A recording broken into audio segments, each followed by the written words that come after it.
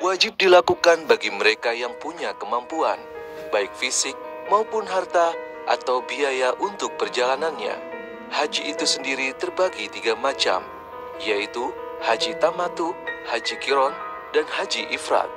Untuk kebanyakan jamaah haji dari Indonesia adalah tamatu, yaitu umroh dan hajinya terpisah sehingga membayar dam tamatu. Untuk jamaah haji yang datang langsung menuju Mekah, maka akan langsung melakukan umroh dengan niat umroh di mikot Yalamlam di atas pesawat. Kemudian lepas ihram, ganti dengan pakaian biasa dan menunggu sampai dengan tanggal 8 Zulhijjah untuk kembali berihram dan berniat haji. Sedangkan jamaah haji yang langsung menuju Madinah akan berihram dan niat umroh di Zulhulaifah atau Bir Ali untuk umroh. Kemudian lepas ihram, ganti dengan pakaian biasa dan menunggu sampai dengan tanggal 8 Zulhijjah untuk kembali berihram dan berniat haji. Berikut manasik haji langkah demi langkah dan hal-hal yang wajib dilakukan dan larangan-larangan yang harus dijauhi. Rukun haji. Kebanyakan para ulama berpendapat bahwa rukun haji terdiri dari ihram, wukuf di Arafah, tawaf di Ka'bah, sa'i antara Bukit Sofa dan Marwah, tahallul, dan tertib.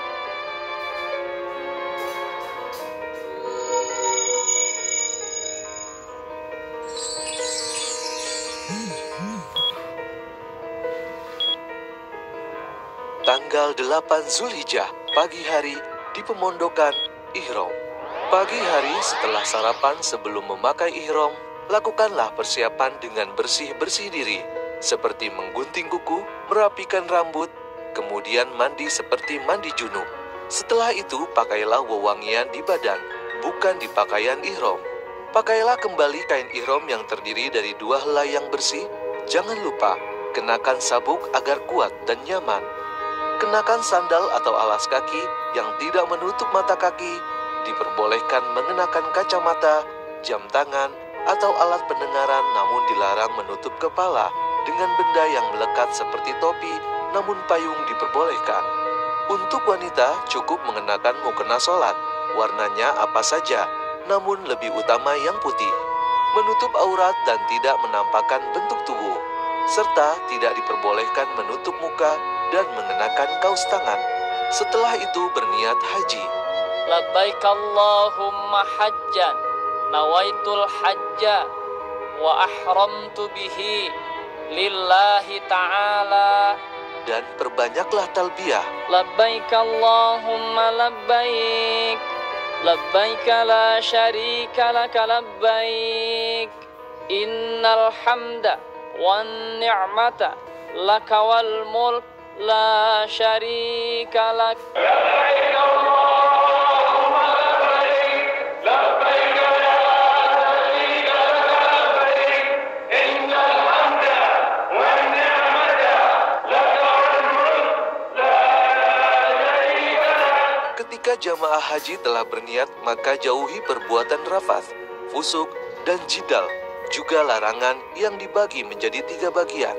Pertama, larangan yang khusus bagi laki-laki, yaitu memakai pakaian yang berjahit atau yang membentuk tubuh, atau sebagian anggota tubuh seperti kaos kaki, menutup kepala dan muka, dan memakai sepatu yang menutup mata kaki. Kedua, larangan khusus untuk wanita, yaitu menutup muka dengan sesuatu yang melekat dengan kulitnya, dan memakai 2 sarung tangan. Ketiga, larangan untuk laki-laki dan wanita, yaitu tidak jidal, rafas, dan busuk, tidak memakai harum-haruman, tidak membunuh binatang buruan, tidak berjimat atau senggama, tidak mencabut atau mencukur rambut, tidak menggunting kuku, dan tidak merusak tanaman. Kemudian jamaah haji berangkat menuju Mina untuk mabit. Ini adalah sunnah Rasulullah Shallallahu Alaihi Wasallam ketika haji wada. Namun, untuk jamaah haji program Departemen Agama, sebagian besar tidak melakukan dan langsung menuju Arafah untuk wukuf keesokan harinya. Tanggal 8 Zulhijjah, sore di Mina, mabit. Sesampai di Mina siang hari, maka lakukanlah sholat zuhur di Qosor dari 4 rakaat menjadi 2 rakaat.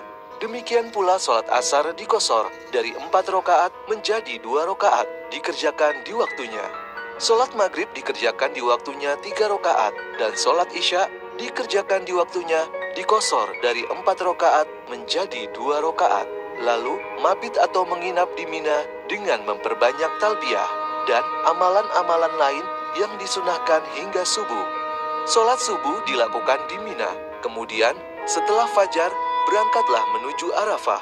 Untuk menghindari kemacetan di jalan dan terlambat sampai di Arafah, sebagian jamaah ONH Plus berangkat menuju Arafah setelah melewati tengah malam di Mina, sehingga sholat subuh dilakukan di Arafah. Tanggal 9 Zulhijjah, siang di Arafah. Sesampai di Arafah, bersiaplah dengan makan siang lebih awal, kemudian memperbaharui wudhu, dan ketika telah masuk waktu zuhur, sholat zuhur dan asar di jamak takdim dan dikosor.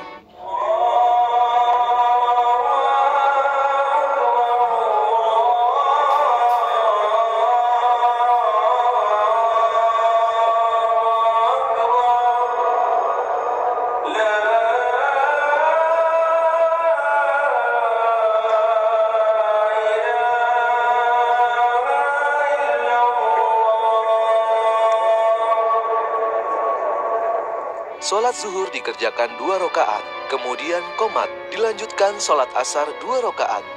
Di tenda-tenda jamaah haji akan dibagi menjadi beberapa kelompok, dan masing-masing kelompok dipimpin oleh ketua kelompoknya atau ustadz yang setelah sholat dilanjutkan dengan khutbah Arafah. Setelah itu berdiamlah atau wukuf.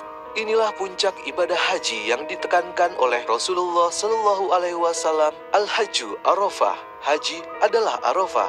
Wukuf juga salah satu rukun haji. Barang siapa berhaji, namun tidak wukuf di Arafah, yang waktunya mulai dari zuhur hingga terbenam matahari, maka hajinya tidak syah. Termasuk jamaah haji yang menderita sakit, akan dibawa dengan ambulans menuju Arafah untuk wukuf, walaupun hanya sesaat. Allah Subhanahu wa Ta'ala membanggakan kepada para malaikat di hari Arafah yang turun ke langit dunia, bagaimana tunduk dan patuhnya umat manusia bersimpu dengan pakaian lusuh, memohon ampunan dosa kepada Allah Subhanahu wa Ta'ala. Dan Allah telah berjanji di hari ini, barang siapa yang memohon ampun, maka akan diampuni, dan barang siapa yang berdoa, maka doanya akan dikabulkan. Subhanallah. Manfaatkanlah waktu yang sangat berharga ini untuk berdoa dan bertafakur, dan jauhi pekerjaan yang sia-sia seperti mengobrol, tidur, bahkan berjalan-jalan mencari sanak keluarga. Karena hari Arafah sangat mahal dan penting untuk disia-siakan. Semoga Allah memberikan kekuatan dan kesehatan kepada jamaah haji agar dapat memanfaatkan waktu yang sangat indah ini ketika berada di Arafah. Menjelang maghrib ketika matahari akan terbenam, keluarlah dari tenda dan menghadap kiblat dengan mengangkat kedua tangan dan berdoalah. Tanggal 9 Zulhijjah, malam di Musdalifah mabit.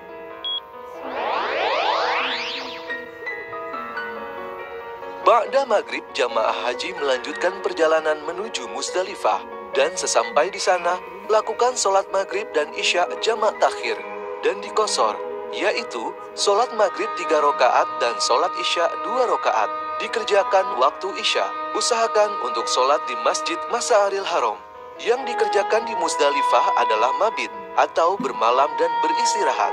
Dan sebagian ada pula yang mencari batu kerikil yang akan digunakan melempar jumroh keesokan harinya. Kemudian, sholat subuh juga dilakukan di Musdalifah. Setelah sholat, berdoa dan perbanyak zikir. Kemudian, perjalanan dilanjutkan menuju Mina. Tanggal 10 Zulhijjah, siang di Mina, melempar jumroh Aqobah. Sesampai di Mina, istirahatlah sejenak. Kemudian, sarapan sambil melihat situasi areal jumroh. Tanggal 10 Zulhijjah yang dilempar hanya 1 jumroh, yaitu jumroh Aqobah. Jika memungkinkan, melontarlah sebelum zuhur bagi yang memiliki fisik sehat. Namun, bagi jamaah haji yang sudah berumur dan keadaan kurang sehat, dapat melempar ba'da zuhur, karena waktu melempar adalah sampai tengah malam. Perbanyak bacaan takbir karena hari ini adalah Idul Adha. Melemparlah dengan tangan kanan dengan gaya melempar dengan mengucapkan Bismillahi Allahu Akbar setiap melempar. Dan pergunakan kerikil seujung jari sebanyak 7 buah. Usahakan membawa lebih sebagai cadangan agar ketika melempar dan batu terpental keluar lubang dapat digantikan dengan batu cadangan. Melempar jumroh adalah wajib haji. Ketika jamaah haji dengan alasan sakit atau uzur dapat diwakilkan oleh kerabatnya dengan mengerjakan bagi dirinya sendiri terlebih dahulu, baru kemudian melempar untuk orang yang diwakilinya.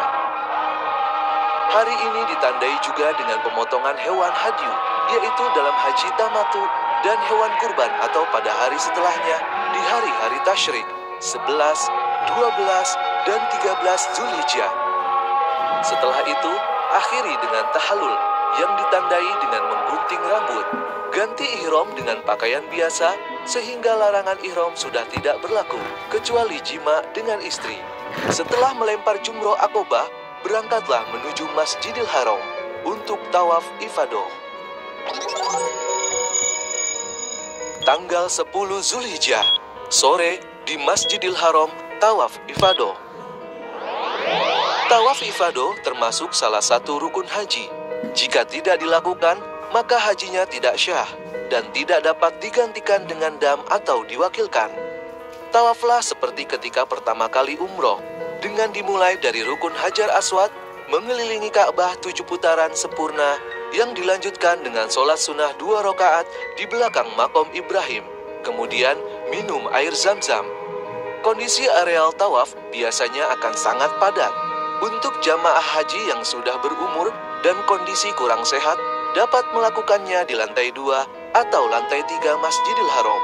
Walaupun lintasannya akan lebih jauh, namun dapat mengurangi kepadatan. Juga tidak dianjurkan mencium Hajar Aswad.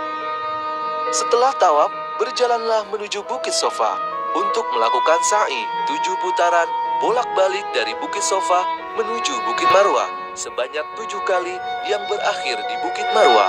Sa'i juga merupakan salah satu rukun haji yang harus dilakukan. Setelah itu, akhiri dengan tahallul yang ditandai dengan menggunting rambut. Ganti ihram dengan pakaian biasa sehingga larangan ihram sudah tidak berlaku. Kemudian berangkat menuju Mina untuk mabit.